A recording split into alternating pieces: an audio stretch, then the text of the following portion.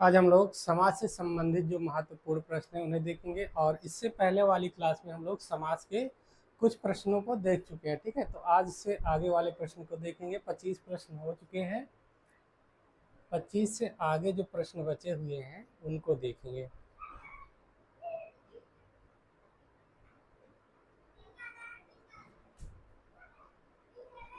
यहाँ तक हो गया है, यहाँ से देखेंगे। प्रश्न है, चक्रपाणी चक्रपाणी में कौन सा समास है? चक्रपाणी में कौन सा समास प्रयोग किया गया है? किस समास का प्रयोग किया गया है? ठीक है, अव्ययी भाव समास,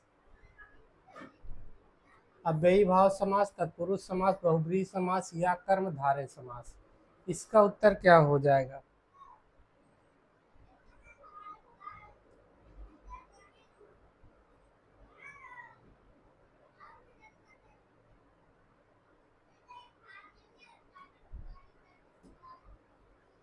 चक्रपाणी में कौन सा समास है? इसका उत्तर क्या हो जाएगा? पहले इसका समास विग्रह कर लेते हैं। चक्रपाणी यानी चक्र है हाथ में जिसके, चक्र है हाथ में जिसके, अर्थात कौन हो जाएगा? भगवान विष्णु। ठीक है, भगवान विष्णु। ठीक है, तो यहाँ पर क्या हुआ है? चक्र और पाणी, चक्र और पाणी दो शब्द हैं। ठीक है, इसमें ये पूर्व पद हो गया, पूर्व पद, और ये हो गया उत्तर पद। तो जिस समास में ना पूर्व पद की प्रधानता होगी ना उत्तर पद की प्रधानता होगी, बल्कि किसी, ये दोनों मिलकर किसी अन्य पद की ओर इशारा या संकेत करेंगे। ठीक है, तो वहां पर क्या हो जाएगा? बहुब्रीहि समास, बहुब्रीहि समास हो जाएगा। ठीक है, तो चक्रपाणी में कौन सा समास हो जाएगा? बहुब्रीहि समास। फिर इसके बाद अगला प्रश्न है, सुख दुख शब्द में कौन सा समास है? एक बार हम लोग समास को समझ लेते हैं। समास को एक बार संक्षेप में समझ लेते हैं, जिससे सारे प्रश्न आराम से इजी हो जाए। समास कितने प्रकार के होते हैं पहले देख लेते हैं। पहला है अव्ययी भाव समास। ठीक है, दूसरा क्या है?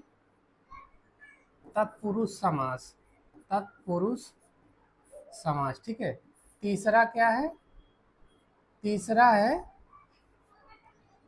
द्विगु समास। ठीक है, द्विगु समास। और चौथा क्या है? चौथा हो जाएगा कर्मधारय समास, कर्मधारय समास। फिर क्या है? द्वंद्व समास, द्वंद्व समास। इसके बाद क्या है? बहुब्रीहि समास, बहुब्रीहि समास। ठीक है, अब पहले देख लेते हैं। और समास में दो पद होते हैं। ठीक है, समास में दो पद होते हैं। पहला है पूर्व पद, पूर्व पद, और दूसरा क्या कहेंगे? उत्तर पद। दूसरे को क्या कहेंगे? उत्तर पद। तो समझने के लिए पूर्व को एक मान लेते हैं और उत्तर को दो मान लेते हैं। ठीक है, तो जिस समास में पूर्व पद यानी पहले पद की प्रधानता होगी और समस्त पद जो बनेगा वो अव्यय की तरह कार्य करेगा। ठीक है, अव्यय हो जाएगा, यानी पहले पद की प्रधानता रहेगी और जो समस्त पद रहेगा अव्यय की तरह कार्य करेगा, वहां पर अव्ययी भाव समास होगा। जैसे आजन्म, उदाहरण हो गया आजन्म, यथाशक्ति, यथाशक्ति, प्रतिदिन, ये सारे क्या हैं? अव्ययी भाव समास के उदाहरण हो गए। ठीक है, इसके बाद देख लेते हैं दूसरा है समास तत्पुरुष समास। तत्पुरुष समास में क्या हो जाएगा? जिस समास में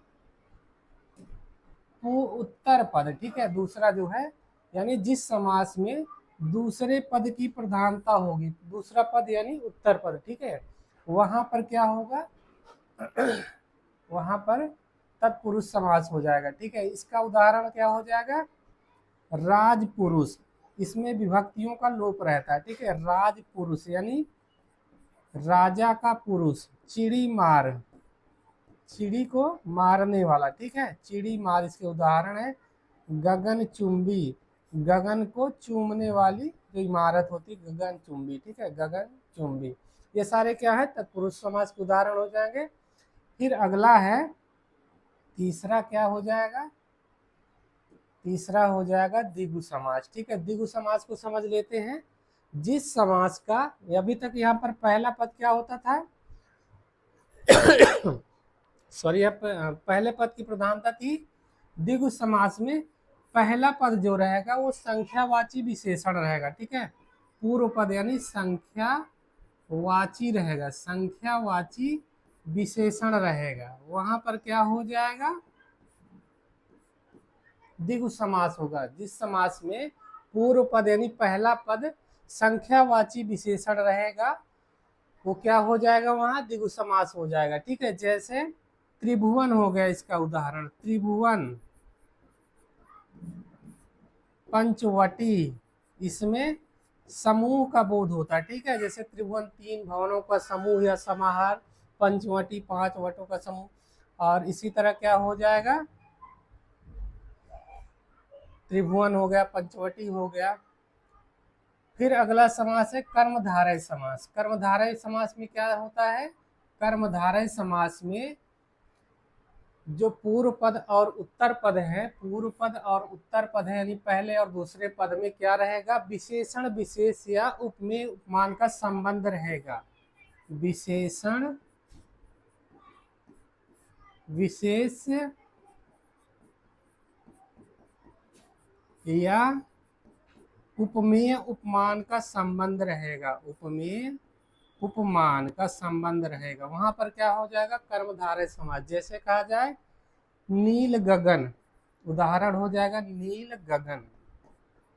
इसमें क्या है, विशेषण विशेष का संबंध है। नील क्या है, विशेषण है, और गगन क्या है, विशेष है। ठीक है, गगन की विशेषता बता रहा है, इसलिए ये विशेष हो गया। पहले विशेषण विशेष से समझ लेते हैं। विशेषण क्या है, किसी की विशेषता बताता है। विशेष क्या है, जिसकी विशेषता बताई जाए वो क्या है, विशेष है। तो यहाँ पर नील गगन, नीला गगन है। ठीक है, तो यहाँ पर नील जो है ये विशेषण हो गया, गगन क्या हो गया, विशेष हो गया। तो यहाँ पर विशेष से विशेष का संबंध हो गया। फिर अगर कहा जाए चरण कमल, चरण कमल, तो यहाँ पर क्या हो गया, उपमेय उपमान का संबंध हो गया। ठीक है, एक उपमेय हो गया, एक उपमान हो गया। फिर अगला प्रश्न, एक और उदाहरण देख लेते हैं। नील कमल, नील कमल, ये क्या है, ये भी हो गया विशेषण विशेष। ठीक है, फिर अगला समास है द्वंद्व समास। द्वंद्व समास में क्या होगा, द्वंद्व समास में पूर्व पद और उत्तर पद दोनों की प्रधानता रहेगी, यानी पहला पद और दूसरा पद दोनों पदों की प्रधानता रहेगी। ठीक है, जैसे माता पिता, माता पिता, इसमें दोनों पदों की प्रधानता है। अगर कहा जाए रात दिन,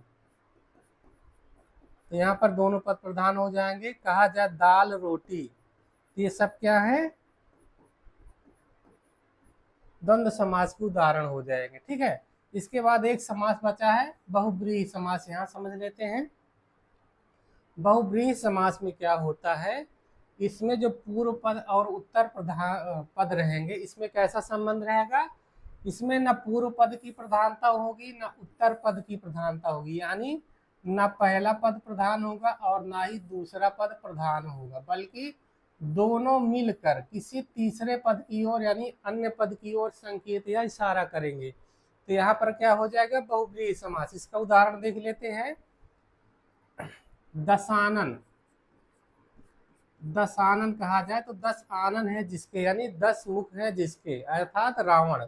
ये किसी अन्य पद की ओर इशारा कर रहा है, तो यहाँ पर क्या हो जाएगा, बहुब्रीहि समास।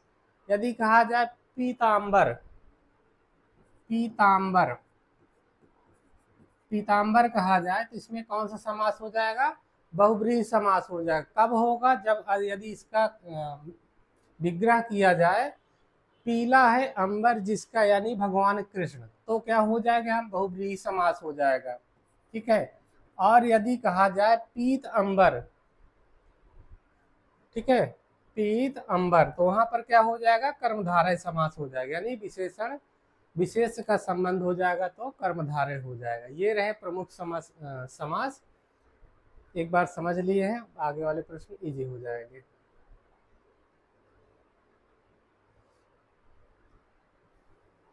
अब देख लेते हैं प्रश्न, सुख दुख। सुख दुख शब्द में कौन सा समास है, द्वंद्व समास, द्विगु समास, अव्ययी भाव समास या कर्मधारय समास। तो इसका उत्तर क्या हो जाएगा, सुख दुख। इसका विग्रह क्या हो जाएगा, सुख या दुख। ठीक है, तो द्वंद्व समास हो जाएगा क्योंकि दोनों पदों की प्रधानता है। फिर अगला प्रश्न है त्रिलोचन।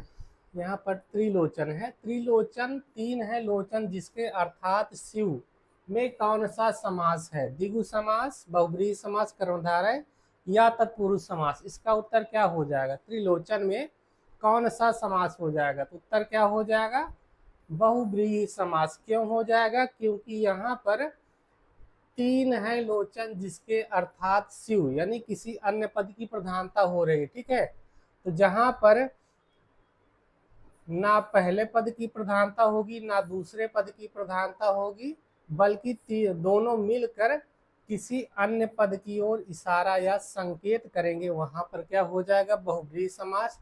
तो यहाँ भगवान शंकर की ओर इशारा हो रहा है कि उनकी तीन आंख हैं, इसलिए यहाँ पर क्या हो जाएगा, बहुब्रीहि समास हो जाएगा। फिर इसके बाद अगला प्रश्न है सत्य असत्य। सत्यासत्य में कौन सा द्वंद्व समास है, सत्य असत्य में पूछ रहा है कौन सा द्वंद्व समास है। इसका उत्तर क्या हो जाएगा, कमेंट करिए, सत्य असत्य, सत्य असत्य में कौन सा समास हो जाएगा, इसका उत्तर बताइए। तो इसमें क्या हो जाएगा, वैकल्पिक द्वंद्व हो जाएगा। ठीक है, वैकल्पिक द्वंद्व। अगला प्रश्न है विषधर शब्द में कौन सा समास है, विषधर, विषधर शब्द में कौन सा समास प्रयुक्त है, कर्मधारय समास, तत्पुरुष समास, बहुव्रीहि समास या अव्ययी भाव समास। इसका उत्तर क्या हो जाएगा, विषधर, यानी विष को धारण करने वाला, विष को धारण करने वाला कौन है, शंकर जी। ठीक है, तो यहाँ पर क्या हो जाएगा, किसी अन्य पद की प्रधानता है। ठीक है, तो यहाँ पर क्या हो जाएगा, बहुव्रीहि समास हो जाएगा। फिर अगला प्रश्न है मनमाना शब्द में कौन सा समास है, मनमाना शब्द में कौन सा समास है, अव्ययी भाव समास, तत्पुरुष समास, कर्मधारय समास या बहुव्रीहि समास। इसका उत्तर क्या हो जाएगा, मनमाना शब्द में कौन सा समास है। प्रश्न है मनमाना शब्द में कौन सा समास है, तो इसका उत्तर क्या हो जाएगा, मनमाना में कौन सा समास हो जाएगा, सबको पता है कौन सा हो जाएगा, मनमाना शब्द में कौन सा समास है। इसका उत्तर दीजिए, मनमाना में कौन सा समास हो जाएगा,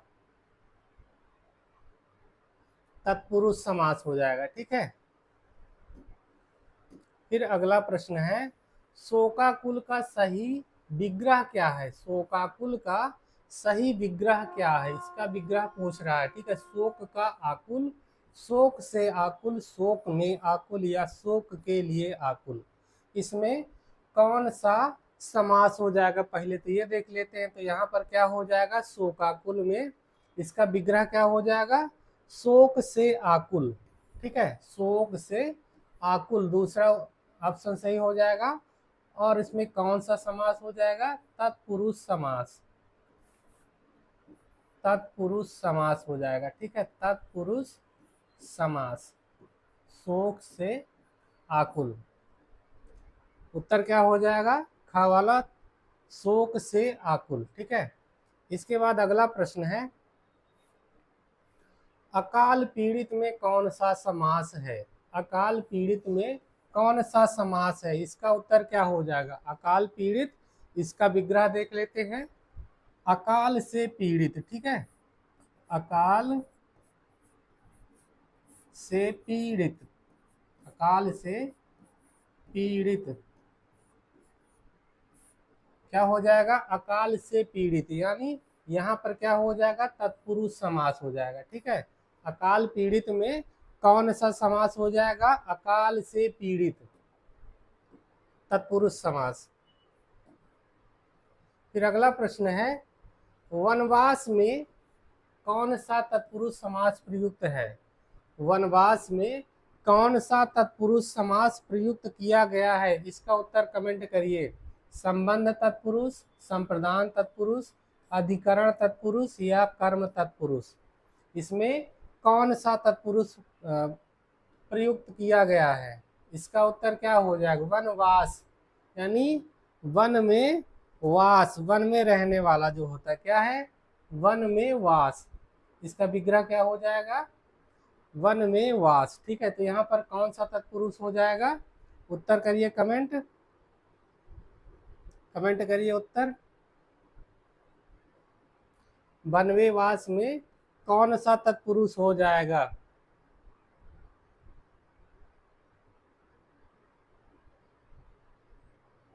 वन में वास में कौन सा तत्पुरुष हो जाएगा, देख लेते हैं।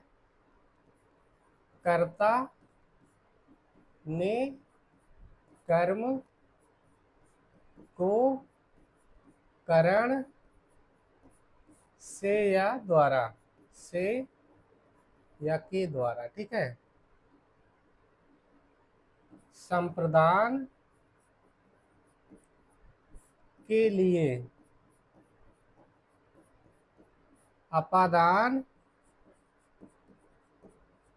से अलगाव के अर्थ में। ठीक है, से जहां पर अलगाव होगा वहां पर क्या हो जाएगा, अपादान। फिर है अधिकरण, अधिकरण इसमें क्या है, में पय पर। ठीक है, में पय या पर, तो यहाँ पर क्या है, वन में वास, तो यहाँ पर में लगा है ना, तो अधिकरण तत्पुरुष हो जाएगा। एक बार विभक्ति क्लियर हो जाएगी तो सही हो जाएगा। इन्हीं विभक्तियों का प्रयोग किया जाता है तत्पुरुष समास में। फिर अगला प्रश्न देख लेते हैं, युधिष्ठिर में कौन सा विशेषण तत्पुरुष समास होता है। युधिष्ठिर में कौन सा विशेष तत्पुरुष समास होता है, इसका उत्तर क्या हो जाएगा, अलुक तत्पुरुष, नई तत्पुरुष, उपपद तत्पुरुष या प्रादि तत्पुरुष। युधिष्ठिर, युधिष्ठिर में कौन सा तत्पुरुष प्रयोग किया गया है, इसका उत्तर क्या हो जाएगा, अलुक तत्पुरुष। ठीक है, युद्ध में स्थिर, अलुक तत्पुरुष हो जाएगा। फिर अगला प्रश्न है, अनजान या अनादि, अनजान या अनादि शब्दों में कौन सा समास है। अनजान या अनादि शब्दों में कौन सा तत्पुरुष है, नई तत्पुरुष, अव्ययी भाव, कर्मधारय समास या बहुव्रीहि समास। तो यहाँ पर अन लगा है या नकारात्मक है, तो यहाँ पर क्या हो जाएगा, नई तत्पुरुष हो जाएगा। अगला प्रश्न है, तुलसीकृत, तुलसीकृत, तुलसी द्वारा कृत, इसका विग्रह हो जाएगा तुलसीकृत का। तुलसी द्वारा कृत में कौन सा समास है, तुलसी द्वारा कृत, इसमें कौन सा तत्पुरुष समास है, करण तत्पुरुष, कर्म तत्पुरुष, संबंध या अपादान। करण में क्या होता है, से, कर्म में क्या होता है, को, संबंध क्या होता है, का के की, का के की, अपादान अलगाव के अर्थ में। ठीक है,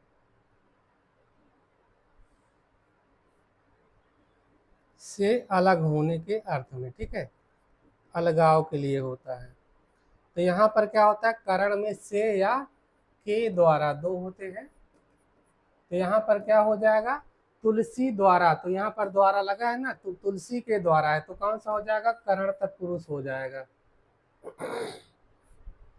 फिर अगला प्रश्न है, कन्यादान, कन्यादान का सही सामासिक विग्रह क्या है। कन्या को दान, कन्या के लिए दान, कन्या का दान या कन्या से दान। इसका उत्तर क्या हो जाएगा, कन्यादान में इसका सही सामासिक विग्रह पूछ रहा है, तो ठीक है, इसका उत्तर दीजिए, क्या हो जाएगा, कन्या का दान। ठीक है, कन्या का दान, कन्यादान यानी कन्या का दान, तत्पुरुष समास हो जाएगा तत्पुरुष। यदि पूछे कौन सा तत्पुरुष है, तो कर्ता ने कर्म को करण से के द्वारा संप्रदान के लिए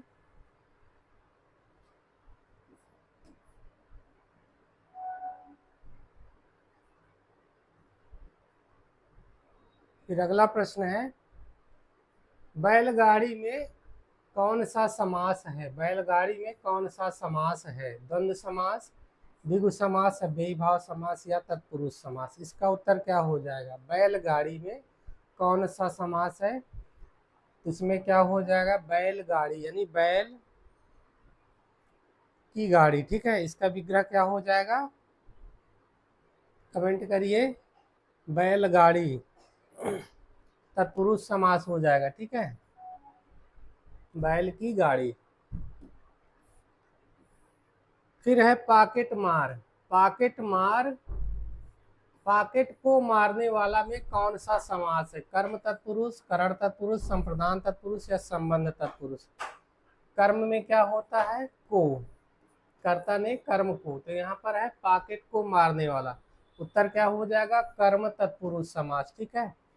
पॉकेट मार में कौन सा समास हो जाएगा, कर्म तत्पुरुष हो जाएगा, पॉकेट मार कर्म तत्पुरुष हो जाएगा, ठीक है। इसके बाद अगला प्रश्न देख लेते हैं, घनश्याम में कौन सा समास है, घनश्याम में कौन सा समास है, तत्पुरुष समास, कर्मधारय समास, द्वंद्व समास या अव्ययी भाव समास। इसका उत्तर क्या हो जाएगा, घनश्याम, इसमें क्या है, विशेषण विशेष का संबंध है, ठीक है, तो कर्मधारय समास हो जाएगा। घन, घन की विशेषता क्या है कि वो, इसका विशेषण श्याम है, ठीक है, घन श्याम,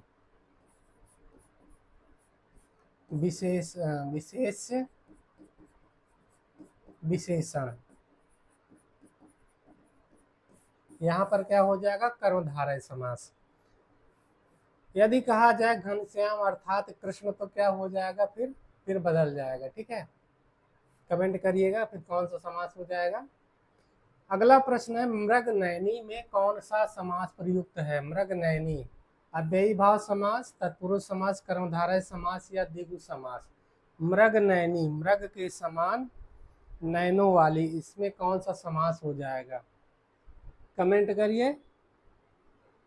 मृगनयनी कौन सा संबंध है यहाँ पर,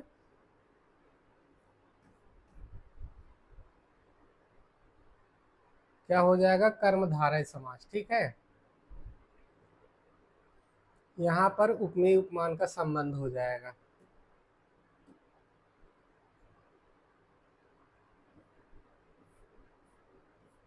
फिर अगला प्रश्न है, पंचामृत शब्द में कौन सा समास है, पंचामृत शब्द में कौन सा समास है, द्विगु समास, द्वंद्व समास, कर्मधारय या तत्पुरुष समास। तो यहाँ पर पहला पद संख्यावाची विशेषण किसमें होता है, द्विगु समास में होता है, उत्तर हो जाएगा द्विगु समास।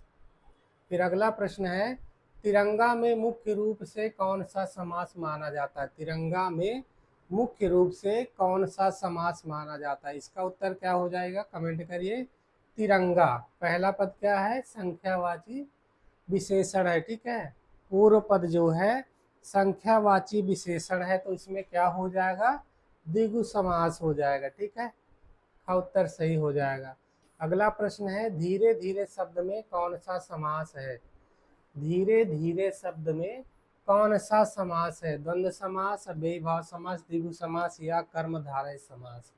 इसमें क्या उत्तर हो जाएगा, धीरे धीरे यानी अव्ययी भाव समास हो जाएगा, धीरे धीरे में अव्ययी भाव समास। फिर अगला है, देवासुर, देव और असुर, देव और असुर में कौन सा समास है, देवासुर में कौन सा समास है, तत्पुरुष, बहुव्रीहि, द्वंद्व या कर्मधारय।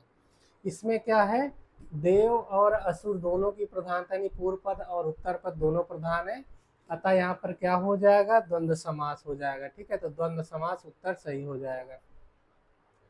अगला प्रश्न है, नीलकंठ में कौन सा समास है, यदि विग्रह नील है कंठ जिसका अर्थात शिव हो, तो नीलकंठ में कौन सा समास होगा, कह रहा है, यदि विग्रह नीला है कंठ जिसका अर्थात शिव हो, तो क्या हो जाएगा? नीलकंठ में कौन कौन से समास हो जाएंगे? इसमें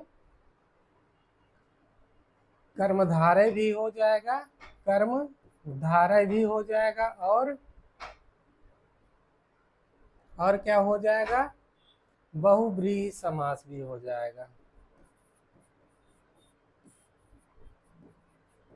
यदि कहा जाए कि नीला है कंठ जिसका अर्थात शिव, यानी किसी अन्य पद की प्रधानता हो जाए तो वहां पर क्या हो जाएगा?